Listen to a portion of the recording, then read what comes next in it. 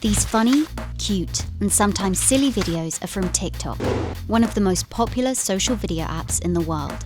Over 500 million people, mostly teenagers and millennials, use TikTok and its Chinese version Douyin to make and share short-form videos. But you may have never heard of the app's creator, ByteDance, a Chinese internet company with a lofty $75 billion valuation.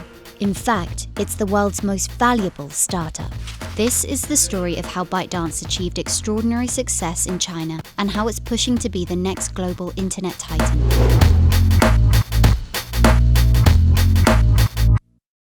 When Zhang Yiming first founded ByteDance, investors doubted the then 29-year-old and his ideas, but Zhang proved them wrong.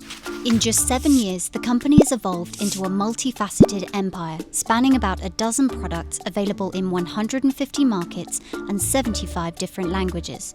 Its apps are for everything, from news aggregation and short videos to online education.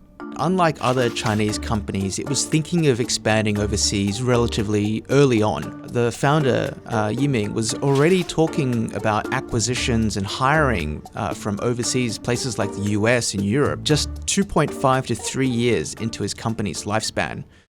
ByteDance has created a significant following around the world in the early stage of its international expansion. TikTok, its most popular app abroad, has reached over 1 billion downloads, with about 25% from India and 9% from the US. Even Apple's CEO Tim Cook couldn't resist a visit to the startup's headquarters during a trip to Beijing last year. Its relative success abroad has been partly achieved through smart acquisitions and strategic expansions. ByteDance brought karaoke-style video app Musical.ly in late 2017. Musical.ly was already very popular for teens and younger millennials in the US. The company then merged Musical.ly into TikTok and suddenly had a substantial user base in the US. It's such popcorn entertainment that you can consume really quickly. You just keep scrolling and you see the next video, and it's just 15 seconds each. And on the other hand, by using their artificial intelligence targeting, they can get you the content that you're most interested in watching and seeing. ByteDance's success story started with its signature news aggregation app Toutiao in 2012. The app uses AI to aggregate news and videos from tens of thousands of media outlets and then pushes personalized feeds to users. It's similar to Facebook's newsfeed or Apple News. ByteDance uses its AI engineers and AI engines to serve content you want to see straight away. So the idea is that the more you use it, the better it learns about your habits and your personality, and the better suited the article becomes for you. And then that becomes an addictive experience.